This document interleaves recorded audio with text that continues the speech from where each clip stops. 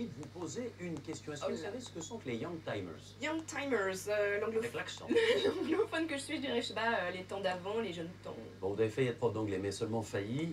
Ce sont en fait de jeunes anciennes, des voitures du passé récent, des véhicules qui étaient encore ringards il y a quelques années et qui sont en train de revenir à la mode, presque tendance. On va revenir 30 ans en arrière, dans les années 80. Absolument, la Peugeot 205 GTI, la Renault 25 V6 Turbo Baccarat ou encore la BMW 325i. Mon père a eu la Baccarat, la voiture qui parle. Jérôme Chon les a retrouvés pour notre plus Vous étiez à l'époque dans le siège bébé derrière. J'étais pas là encore. On regarde. Pour 289 000 francs, on a fait tout. Porte avant droite, mal fermée. Jusqu'à il y a quelques années, c'était un petit peu considéré comme une voiture de voyou. Eh oui, là on retourne dans les années 80. Nous y sommes. Vous vous souvenez sûrement de cette publicité. En 1987, la Peugeot 205 GTI était la citadine des beaux quartiers et même des agents secrets. J'ai failli attendre. Par ses routes glissantes, il convient d'être prudent. 205 GTI, plus GTI que jamais. Ce modèle vous semble ringard? Erreur, c'est la voiture préférée du phénomène Young Timers. Les voitures des années 80 ressortent sur le devant de la scène comme la musique, comme les vêtements des années 80. Il y a 5-6 ans, c'était encore totalement ringard et aujourd'hui, on peut dire que rouler en R5, rouler en 205 GTI, ça redevient branché. Il y a seulement 5 ans, cette 205 GTI a été achetée 1800 €. Aujourd'hui, son prix a été multiplié par 4. Et son nouveau propriétaire ne la vendrait pour rien au monde. Vous la prêteriez à n'importe qui? Non.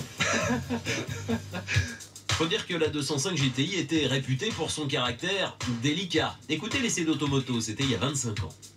Mais attention, cette GTI n'est pas à mettre entre toutes les mains. Elle est du genre sportif de haute lignée et sait aussi se montrer rebelle et rétive, comme tous les pur sang qui ne se sentent pas dominés. Pas d'airbag, pas d'ABS, pas de SP, non. Brut.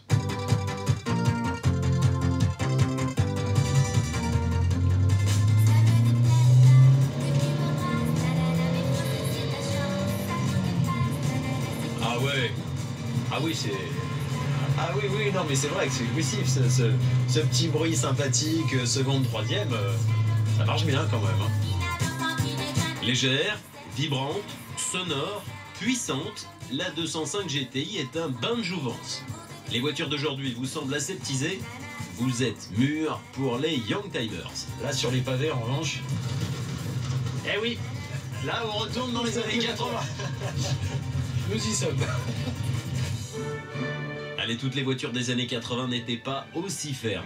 En particulier la limousine du président de la République et de tous ses ministres. Je l'ai depuis ce matin parce que la régie veut la prêter, comme c'est la tradition. Ça a l'air d'une voiture formidable. Hein. J'étais chez Renault en 84 quand cette voiture est sortie. J'avais 20 ans. Et cette voiture-là, quand elle était sortie, c'était la voiture qui parlait chez Renault.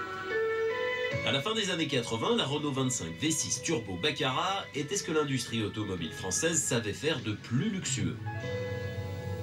Presque 300 000 francs, le prix d'une Porsche, et un intérieur de Pullman.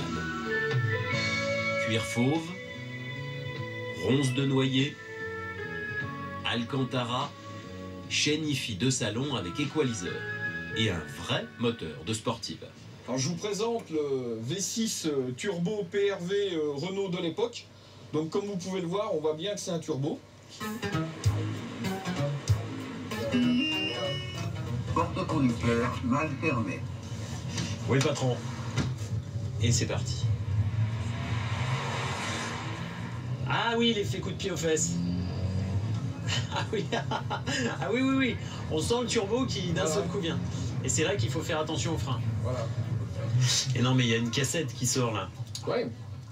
Ça, c'était la fameuse cassette de l'époque, jaunie par les années. C'est Gold. Ah oui. Auto-reverse. Auto-reverse à l'époque, là, oui. Donc ça, je pense que tout le monde a commande au volant à l'époque. Hein. D'accord. Voilà. Hein. 178 500 francs, une somme en 1989.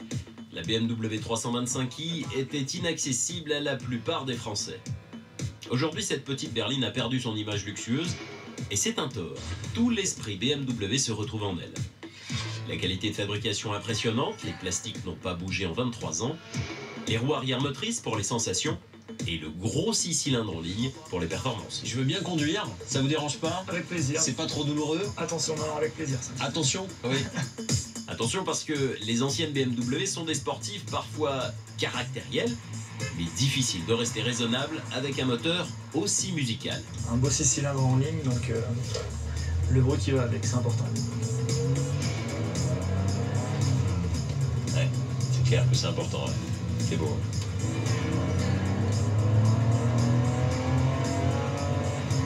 Je suis peut-être pas très objectif, mais il n'y a pas grand chose à rajouter. Elle me plaît La vraiment. clim? La clim peut-être, oui. C'est vrai que la clim peut-être. Comment vous faites en été? On ouvre les fenêtres. On ouvre les fenêtres, on se parle pas. Voilà. Pas de clim, mais là encore, des sensations oubliées. C'est aussi ça que les gens recherchent, c'est-à-dire que c'était des voitures qui ne se ressemblaient pas les unes par rapport aux autres, qui offraient des sensations vraiment brutes. Tout ça pour des tarifs bien inférieurs à la moins chère des voitures actuelles. Ça, comment on les trouve à combien ces 325? Alors, je pense que, après, tout dépend de l'état, mais on peut commencer à en trouver entre 3 000 et 5 000 euros en des voitures en bon état. Moins cher qu'une Dacia. Bah, largement. Merci beaucoup. Merci, Jérôme. Je l'aurais bien gardé. Non, je repars avec. Vous n'échapperez pas à ce son des années 80, des voitures riches en sensations, sans électronique, bon marché. Le raz-de-marée Youngtimers va déferler. Eh oui, je pense que ça vous a rappelé pas mal de bons souvenirs.